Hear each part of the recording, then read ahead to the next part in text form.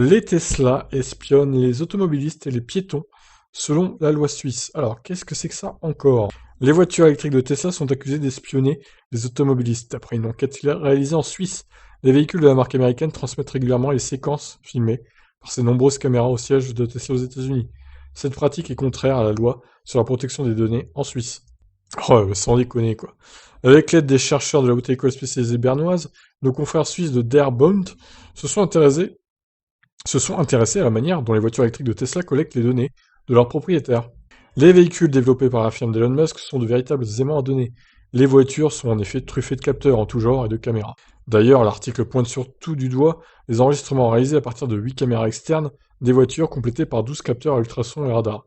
Ces caméras offrent une portée allant jusqu'à 250 mètres et permettent à la voiture de repérer les panneaux, feux de signalisation et les autres usagers de la route. Ces données sont indispensables au bon fonctionnement du pilotage automatique autopilote. In fine, les voitures de Tesla espionnent en continu leur environnement, en continu, hein, pas en contenu les gars, hein, relisez-vous, et filment les autres automobilistes, dont les piétons.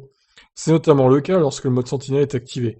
Dans ces conditions d'utilisation, Tesla ne cache pas que ces informations sont parfois transmises à son siège aux États-Unis pour analyse. Malheureusement, le recueil de données n'est pas autorisé par la législation en vigueur en Suisse. La loi de Confédération helvétique interdit en effet de filmer les usagers de la voie publique, à leur insu. Je crois que c'est pareil en France d'ailleurs, non? Il me semble. De facto, la réglementation recommande de désactiver les caméras sur les routes suisses. Nous conseillons aux conducteurs qui souhaitent jouer la carte de la sécurité de ne pas risquer d'enfreindre la loi sur la protection des données, de ne pas activer cette fonction. Au moins dans l'espace public, recommande un porte-parole du gouvernement suisse. C'est d'autant plus problématique que les désactivations du partage de données risquent d'empêcher le déploiement de futures mises à jour logicielles. La firme américaine recommande de ne pas s'opposer au transfert sous peine de rencontrer des dommages graves ou une incapacité à fonctionner. Pour l'heure, il semble que les législations en vigueur dans le reste de l'Europe n'imposent pas de limitations similaires. Ouais, honnêtement, franchement, les Suisses, je vous aime bien, mais à un moment donné, vos lois, des fois, qu'est-ce que ça peut faire de filmer les gens lambda comme ça qui passent dans la rue, sachant que les images, au final, elles sont pas réutilisées par personne. Au bout d'un moment, la protection des données, c'est bien, mais ça sert à rien. Honnêtement, on s'en fiche, quoi. Alors, vous serez peut-être pas d'accord avec moi, vous êtes peut-être, vous, très fervent supporter de la protection des données, de pas vous faire filmer dans la rue, mais bon. Honnêtement, moi, la dernière fois, j'ai croisé un modèle X à une bande de recharge, il y avait le mode sentinelle activé, donc la caméra m'a sûrement vu, brancher ma voiture, mais qu'est-ce que j'en ai à faire, en fait?